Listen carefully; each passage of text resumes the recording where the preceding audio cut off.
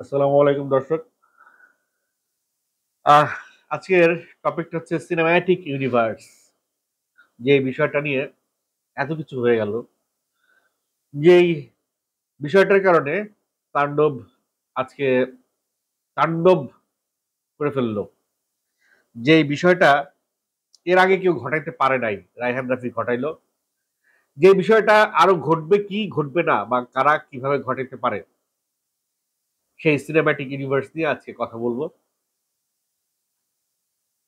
আশা করছি আলোচনা শেষ পর্যন্ত সঙ্গেই থাকবেন। তবে আলোচনা শুরু করবার আগে একটি কথা বলতে চাই। আজকে হিমেল আশরাফের একটি স্ট্যাটাস দেখলাম, খুবই হৃদয় বিদারক স্ট্যাটাস। শাকিব খানের প্রিয়তমার ডিরেক্টর, রাজকুমারের ডিরেক্টর হিমেল আশরাফ খুব সুন্দর একটা স্ট্যাটাস তিনি দিয়েছেন। সরাসরি আমরা হিমেল আশরাফের স্ট্যাটাসটা আপনাদেরকে একটু পড়ে শোনাতে চাই। না, পড়ে শোনাবো না, সময় বেশি লাগবে। জিসটা বলতে চাই। দেখেন, একটা সময় করোনা এসেছিল। করোনার ভয়ে আমরা সবাই ঘরের মধ্যে ঢুকে গেলাম। করোনা চলে গেল। করোনার ভয়ে কিন্তু আমরা সবাই যুদ্ধ বিরতি, শত্রুতা বিরতি, আহ অপরাধ ভুলে গেলাম, সবাই সবাইকে মাফ করে দেওয়া শুরু করলাম, কারণ আমরা জানি কে কতক্ষণ বাঁচবো ঠিক নেই। যেই করোনা সরে গেল আর অমনি আবার যুদ্ধ শুরু হয়ে গেল। মানুষ মানুষকে মারছে, মানুষ মানুষকে অত্যাচার করছে, মানুষ মানুষের পিছনে লেগে যাচ্ছে, অপরাধ বেড়ে যাচ্ছে। কেন ভাই? শুধু মৃত্যু সজ্জায় কি সব ভুলে যাবেন? বেঁচে থাকলে এ সমস্ত কাজ আবার করবেন? যুবরাজ সাহেবের স্ট্যাটাসটা আমার কাছে খুবই ভালো লাগছে, খুবই ভালো লাগছে। একেবারে যথাসময়ে যথোপযোগী স্ট্যাটাস। আপনারা, আমরা, আমাদের চারপাশে যারা আছি, আমাদের ভাই ব্রাদার, বন্ধু বান্ধব, আত্মীয় স্বজন, সবাই সবার দিকে একটু সহজ সরল দৃষ্টিতে তাকাই, একটু ক্ষমা সুন্দর দৃষ্টিতে তাকাই, একটু ক্ষমা করে দেওয়ার প্রবণতা অর্জন করি। আমাদের ক্ষমাই মহৎ গুণ, ইসলামে আছে ক্ষমাই সবচেয়ে মহৎ গুণ। এই প্রসঙ্গটা এটা বলার আরো একটা কারণ আছে। এই প্রসঙ্গ এই কারণেই টানলাম, এই যে সিনেম্যাটিক ইউনিভার্স, আফরান নিশোকে নিয়ে এত কথা, আপনাদের এত অভিযোগ, ক্ষমা করে দিলেই কিন্তু সব অভিযোগ শেষ। একটা অপরাধ করেছে, আপনারা ক্ষমা করে দেন। ক্ষমাই তো সবচেয়ে বড় বড় বড় গুণ, ক্ষমাই তো সবচেয়ে মহৎ গুণ, তাই না? দ্বিতীয় আর কোনো অপরাধ সে করে কিনা দেখেন। আজকে এই যে সিনেম্যাটিক ইউনিভার্স হলো, আফরান নিশো, সিয়াম আহমেদ শাকিব খানের সিনেমায় অভিনয় করলো, ক্যামিও করলো।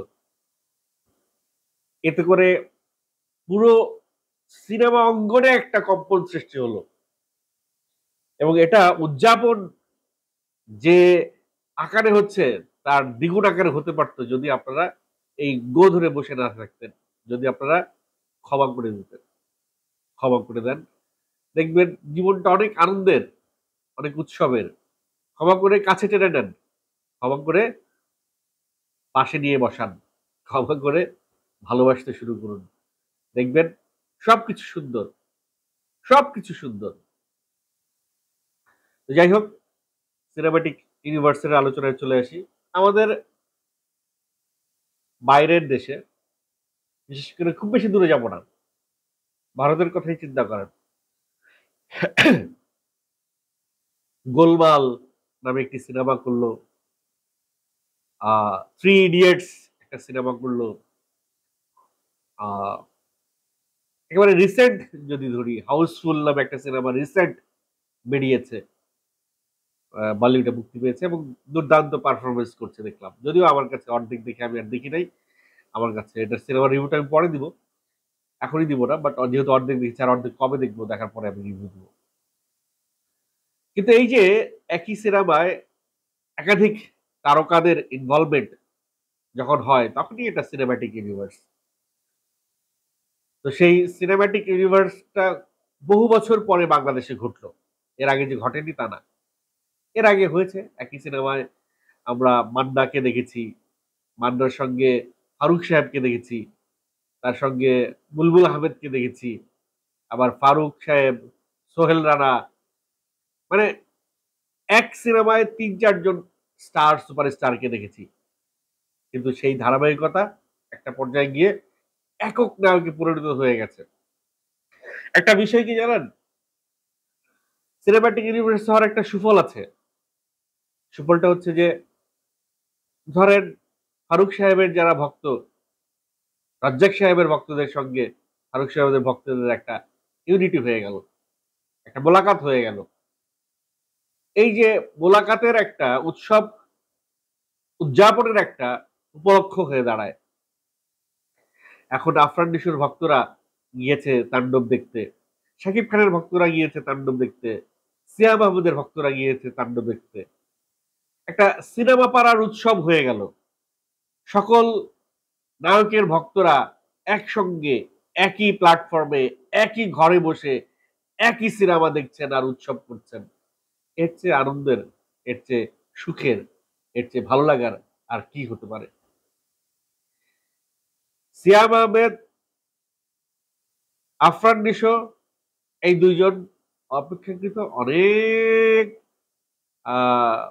কম জনপ্রিয় শাকিব খানের চাইতে, অনেক কম জনপ্রিয় ভাই। সিয়াম আহমেদের কয় বছর হয়েছে ইন্ডাস্ট্রিতে? 7-8 বছর। শাকিব খানের 26 বছর। 26 বছর যাইতে সিয়াম আহমেদের আরো 16-17 বছর লাগবে। তো সেই বিষয়টা মাথায় রাখতে হবে। সিয়াম আহমেদের সঙ্গে কখনোই শাকিব খানের তুলনা হয় না, বা আফরান নিশোর সঙ্গে কখনোই শাকিব খানের তুলনা হয় না। তুলনা করবার জন্য কেউ এখানে বসেনি, বা তুলনা করার প্রসঙ্গ আসবেও না। কিন্তু একটা জিনিস চিন্তা করে দেখেন যে 26 বছরের একজন জনপ্রিয় তারকার সঙ্গে 4-5 বছরের একজন জনপ্রিয় তারকা যখন কাজ করে, তো 26 বছর কাজ করার ফলে তার যে বিশাল একটা সাম্রাজ্য তৈরি হয়েছে, সেই সাম্রাজ্যে এই 4 বছর আর 8 বছরের তারকা পরিচিতি লাভ পায়, পরিচিতি পায়। এতে করে এই যে 26 বছরের এক সাম্রাজ্য গড়ে তোলা যে তারকা, তার যে উদারতা, তার মনের যে বিশালতা, তার ভাবনার, চিন্তা ভাবনার যে দূরদর্শিতা, এই বিষয়গুলো কিন্তু উল্লেখ্য। আজকে শাকিব খান শুরু করে দিয়ে গেছেন, কালকে হয়তো অন্য কোনো সিনেমায় আমরা দেখব সিয়াম আহমেদ, আফরান নিশো, শরীফুল রাজ তিনজনকে নিয়ে একটা সিনেমা হয়েছে। কিছুদিন আগেও একজন ডিরেক্টর বলছিলেন যে আমাদের এমন অনেক হিরো আছে যাদেরকে যদি বলতাম যে তোমার এই সিনেমায় একজন সিনিয়র শিল্পী থাকবেন, সেই শিল্পীর নাম শুনে সেই হিরো বলতো না না না না না না না, আর কাউরে রাখার দরকার নাই ভাই, ওয়ান ম্যান শো হবে, তাইলে আমি এই সিনেমা করবো না। মানে সিনিয়র শিল্পীকে তারা এত ভয় পাইতো যে সেই জুনিয়র নায়ক সে সিনিয়র শিল্পীকে তার সিনেমায় কাজ করবে সেই সুযোগটা সে নিতে চাইতো না। কারণ ওই যে দর্শক যে একটা অ্যাটেনশন নিয়ে যাবে ওই সিনিয়র শিল্পী, সেটা তিনি মানতেই চাইতেন না। এই যে জুনিয়র শিল্পীদের ছোট মনের পরিচয়, এই ছোট মনের মন মানসিকতার কারণেই এতদিন আমাদের দেশে যে আমিন খান, আমাদের দেশের রুবেল সাহেব, আমাদের দেশের অনেক বড় বড় সুপারস্টার আগের কাজ ছাড়া বসে আছেন, বসে থাকছেন। বাপ্পারাজ সাহেব, এই বাপ্পারাজ যখন পোড়ামন দুয়ে কাজ করলেন, সিনেমা তো বলে নাই যে না না না না ওয়ান ম্যান শো হইতে হবে। এরকম মানসিকতার অনেক হিরো দরকার আমাদের। আমাদের হিরোদের মধ্যে এই মানসিকতাটা যদি থাকে, তাইলে একমাত্র আমাদের দেশে সিনেমাটিক ইউনিভার্স হওয়া সম্ভব, আদারওয়াইজ না। তবে যেটা সূত্রপাত শাকিব খান করে দিলেন, যেটা শুরু করে দিলেন শাকিব খান, এটার চর্চাটা ধরে রাখতে হবে। আগামীতে বরবাদের পরিচালক মেহেদী হাসান হৃদয় হয়তো এই এই সিনেমায় আফরান নিশোকে যোগ করেছে রায়হান রাফি, আগামীতে বরবাদের পরিচালক হয়তো আমিন খানকে যোগ করতে পারে তার সিনেমায়। তারপরে সঞ্জয় সমদ্দার হয়তো তার সিনেমায় বাপ্পারাজকে যোগ করতে পারেন। তারপরে তপু খান হয়তো তার সিনেমায় রুবেল সাহেবকে যোগ করতে পারেন। আবার হিমেল আশরাফ হয়তো তার সিনেমায় আলমগীর সাহেবকে যোগ করতে পারেন। এইভাবে একটা সিনেমায় যখন এই যে এত বছরের অভিজ্ঞ শিল্পীরা, এত বছর ধরে যাদের একটা দর্শক তৈরি হয়েছে, তৈরি হওয়া দর্শক, তারা তারা যদি একটা সিনেমায় ইনভলভ হয়, তাহলে সেই সিনেমার ওয়েট, সেই সিনেমার গুরুত্ব অনেক বেড়ে যায়। তখন পারিবারিক দর্শক সিনেমা দেখতে শুরু করে। আজকে তো সিনেমার একটা জেনারেশন গ্যাপ তৈরি হয়েছে। আজকে আমার যেই সিনেমা ভাল লাগে, আমার ছোট ভাইয়ের সেই সিনেমা ভালো নাও লাগতে পারে। আজকে আমার বাবা যেই সিনেমা দেখতেন সেই সিনেমা আমার ভালো নাও লাগতে পারে। যখন আলমগীর সাহেব একটা সিনেমায় থাকবেন, যখন আমিন খান একটা সিনেমায় থাকবেন, সেই সিনেমায় যখন সিয়াম আহমেদ থাকবে, এই যে ৩ জেনারেশনের হিরো যখন একটা সিনেমায় থাকবে, তখন ৩ জেনারেশন আসবে সেই সিনেমাটা দেখতে। একটা পারিবারিক মিলন মেলায় রূপান্তরিত হবে সেই সিনেমাটিক ইউনিভার্স। যে আ এক্সা যে এক্সারসাইজ শুরু হয়েছে, এই চর্চা শুরু হয়েছে মাল্টি কাস্টিং এর আমাদের সিনেমায়, এই চর্চার আ অব্যাহত থাক। এই চর্চার ধারাটা অব্যাহত থাক। প্রত্যেকটা ডিরেক্টর যারা সিনেমা নির্মাণে আসছেন, তারা একটা জিনিস মাথায় রাখবেন। তৈরি হওয়া একটা জিনিস ভাই। একেবারে রেডিমেড একটা অ্যাসেট বসে, বসে সময় পার করছে, অলস সময় পার করছে। তাদেরকে ডাকলেই তারা খুশি হয়ে যায়। এই যে অমর সানি বসে আছেন, এই যে রুবেল সাহেব বসে আছেন, আমিন খান বসে আছেন, এরকম আলমগীর সাহেব বসে আছেন। অনেক হিরো, কিছু রাজনৈতিক কারণে কয়েকজন হিরো বাংলাদেশ থেকে বেরিয়ে গেছেন। তারপরেও আরো অনেকেই আছেন বাংলাদেশে, যাদেরকে নিয়ে আপনারা একটা সিনেমাটিক ইউনিভার্স করতে পারেন, একটা পারিবারিক গল্প করতে পারেন। আজকে তাণ্ডবের পরে উৎসব সিনেমা নিয়ে একেবারে উৎসব শুরু হয়ে গেছে। কারণ উৎসব একটা সম্পূর্ণ পারিবারিক সিনেমা। উৎসবের মোটোই হচ্ছে পরিবার ছাড়া সিনেমা, পরিবারের কি পরিবার সপরিবারে ছাড়া সিনেমাটা দেখা যাবে না। পরিবার ছাড়া সিনেমা দেখা যাবে না। এরকম একটা ওদের ডায়লগ আছে। পরিবার নিয়ে একত্রে বসে সিনেমা দেখার যে একটা রেওয়াজ ছিল, আমার আমার মনে আছে আমি ছোটবেলায় বাবা মায়ের হাত ধরে সিনেমা দেখতে যেতাম সিনেমা হলে। সেই যে বিষয়টা আবার শুরু হয়েছে। আবার বাবা মা, ভাই বোন, শালা দুলাভাই, আত্মীয় স্বজন নিয়ে আবারও সিনেমা দেখার একটা রেওয়াজ তৈরি হয়েছে, হচ্ছে, হবে। অভিনন্দন এবং শুভেচ্ছা রায়হান রাফিকে। তিনি যে পথটা দেখিয়ে গেছেন, যে পথটা তিনি সৃষ্টি করে গেছেন, এই পথে যেন অন্যান্য সকল যারা ডিরেক্টর আছেন তারাও হাঁটেন।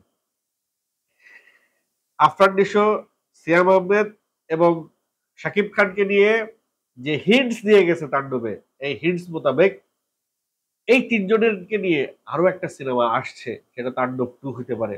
অথবা আরো একটা জিনিস হতে পারে যে আরমানকে, সিয়াম আহমেদকে যে পরিচয় করিয়ে দিয়েছে যে ক্যারেক্টারে, এই ক্যারেক্টারের জন্য আলাদা একটা সিনেমা হয়ে আসবে। আর ওদিকে সুরঙ্গ মাসুদ, যে সুরঙ্গ মাসুদ হয়েছে তার জন্য আরেকটা সিনেমা হয়ে আসবে। তারপরে তাণ্ডব 2 হবে। কারণ তাদের পেছনের গল্পটা কিন্তু আমাদের এখনো অজানা। তার মানে অনেকগুলো সিনেমার হিন্টস দিয়ে গেল রায়হান রাফি। সেই সিনেমাগুলো অন দা ওয়ে। আপনাদের কাছে এই সিনেমাটিক ইউনিভার্সের প্রচেষ্টা কেমন লেগেছে? ভবিষ্যতে এরকম আরো সিনেমা আপনারা চান কিনা কমেন্ট করে জানিয়ে যাবেন।